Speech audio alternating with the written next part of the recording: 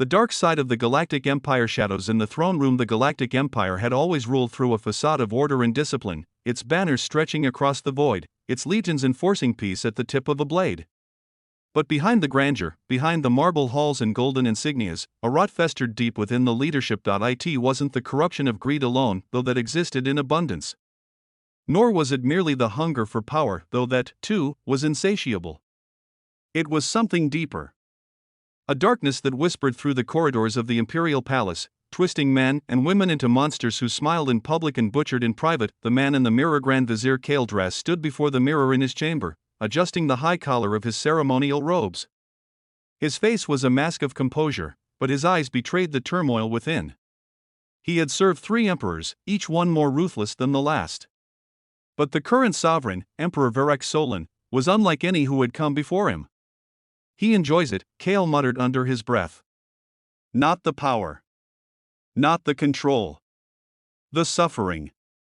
There had been emperors who ruled through necessity, their cruelty a means to an end. But Varek? His cruelty was the end. He had executed planetary governors on a whim, ordered the annihilation of entire cities to punish a single rebel, and surrounded himself with sycophants who lived in constant terror. Kael had long abandoned the idea of morality. He was a survivor, a man who knew how to navigate the treacherous waters of the imperial court. But even he felt the growing unease in his soul, and then there was the Whisperer, the shadow behind the throne. No one knew the true name of the Whisperer. Some said he had once been a high-ranking official in the Empire's intelligence division. Others believed he was a creature from beyond the void, something inhuman wearing the skin of a man. What was certain was this: wherever the Whisperer walked, death followed. He never raised his voice. He never needed to. He spoke in measured tones, his words laced with poison. Those who displeased him often vanished overnight. Those who opposed him met fates worse than death. Kael had only met the Whisperer once, a brief encounter in the Emperor's private chamber. The man had leaned in, his voice barely more than a breath. You still think you have a soul, Grand Vizier? I find that amusing. Kael had forced himself not to shudder. The Emperor's games. Varek Solon had a fascination with games, especially those that involved pain. His private dungeons were filled with prisoners, not because they had committed crimes, but because he wanted to watch them break. Once a month, the Emperor gathered his closest advisors and forced them to participate in his twisted amusements. One such game involved choosing a prisoner at random and finding creative ways to extract information they did not possess. Those who hesitated were given a simple choice: take the prisoner's place or continue. Kael had learned to compartmentalize. The screams were just noise. The blood was just color. But every time he left that chamber, a little more of his humanity remained behind, and yet, he was not the worst among them. That title belonged to Lord Varric, the butcher of Karis Prime. Lord Varric had been the architect of the Karis Prime massacre, an atrocity so brutal that even seasoned imperial officers had balked at his methods. He had deployed neurotoxins that kept victims conscious as their bodies withered, laughing as entire families clawed at their own faces in agony. The Emperor had rewarded him handsomely. Varric was more than a sadist, he was an artist of suffering. He viewed pain as a language, a dialect only he truly understood. And unlike Kael, he never hesitated. You pretend you still have limits, Grand Vizier, Varric once sneered at him over a glass of spiced wine. But limits are for those who expect to be judged. You and I? We are above judgment. The silent rebellion. For years, Kael told himself he had no choice. That he had to survive. That resistance was impossible, until he met Leora. She was a mere servant, invisible to most of the court. But she had eyes that burned with quiet fury and lips that spoke dangerous truths. You believe you are trapped, she whispered one evening. But the chains around your wrists are the ones you clasp yourself. He scoffed. And what would you have me do? Kill the Emperor. It was madness.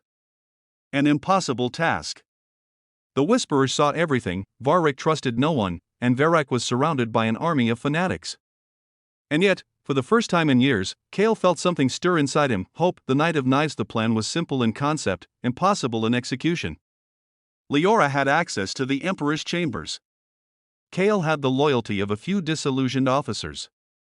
The risk was absolute. The moment they moved, they would either change history or be erased from it. As Kael approached the Emperor's chamber that night, a dagger concealed within his robes, he felt a presence behind him, the Whisperer. You disappoint me, the voice murmured. Kale spun, slashing blindly. But the blade met only air. The shadows themselves seemed to laugh. You were never going to succeed, the whisperer continued. But I let you dream. Because I wanted to see how far you'd fall. Kale felt the cold press of a blade against his throat, and then the world went dark. The last lesson. When Kale awoke, he was bound to a chair in the Emperor's throne room. Varek sat before him, sipping wine. Varek stood nearby, grinning. And Leora, she was on the floor, blood pooling beneath her. You should have known better, Kale, the Emperor said, swirling his glass. Hope is a lie. The only truth is power.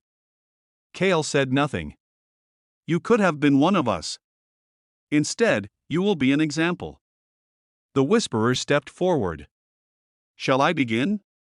Kale closed his eyes. Epilogue, a new name. In the dark weeks later, the whispers spread across the empire. The Grand Vizier had been executed. His body displayed in the capital as a warning, but those who knew the truth spoke of something else.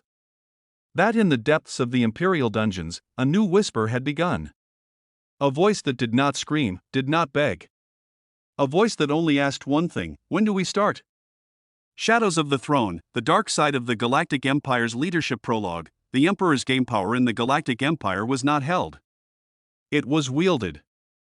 It was sharpened in the dark, honed by whispers, and drawn in moments of ruthless calculation. Those who sat upon the imperial throne did not simply rule, they survived for 3 centuries. The empire stood unchallenged, stretching across the void like a beast of 1,000 arms.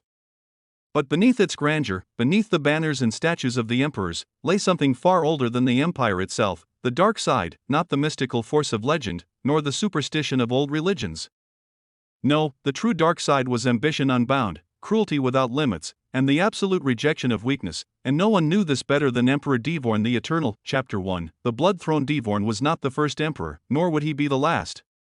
But he intended to be the greatest. The previous ruler, Emperor Ruvak IX, had learned too late the cost of mercy. He had spared a rival once, a mistake that led to his poisoning. Devorn had been watching, waiting. The moment Ruvak gasped his last breath, his guards turned to the man who had orchestrated it all. Devorn had slit the throats of every counselor who hesitated. He had drowned Ruvak's heirs in molten gold. He had burned the last royal sympathizers alive on the steps of the palace. He was not a man of half measures. His empire would be an empire of fear. Chapter 2. The Shadow Ministers. A ruler did not rule alone. Beneath Devorn, the true architects of terror worked in secret. The Shadow Ministers were no ordinary advisors, they were monsters wrapped in human skin. The Grand Marshal Tazir, a man who did not command armies, he unleashed them. Planets that resisted were subjected to his doctrine of total dominion. Every firstborn child taken, every elder executed, every structure torn down. If they cannot fear us in life, he once said, they will fear us in legend. Lord Inquisitor Kalisvar, the Emperor's dagger in the dark. There was no treason beyond his sight, no rebellion that did not end with screams in the night. He devised the Ghost Protocol, ensuring that families of dissidents vanished without a trace, as though they had never existed. Mistress of Coin, Vena Solaris, wealth was not power, control was. She starved planets into compliance, made economies kneel with a whisper. A single word from her could bankrupt an entire sector, ensuring that starvation was as effective as any execution squad. These were not mere sycophants. They were the embodiment of the dark side of leadership. Chapter 3. The Emperor's secret. Despite his absolute control, Devorn was haunted by a single truth: empires do not die in battle, they die from within. The true enemy was not the rebels clawing at his borders, nor the assassins that came in the night. The real danger was ambition, and so, he devised a plan. He gathered his shadow ministers in the Grand Spire, the towering citadel at the heart of his capital. There, he revealed Project Eclipse, every official, every officer, every noble of power, implanted with a failsafe. The details were simple: if they ever acted against him, their mind would unravel. The neural imprints left no escape. Treason was a death sentence written into their very thoughts. For the first time, fear crept into the eyes of the shadow ministers. And Devorn smiled. He had conquered worlds. Now, he had conquered loyalty itself. Chapter 4. The rebellion's gambit. But even the darkest rule casts a Shah.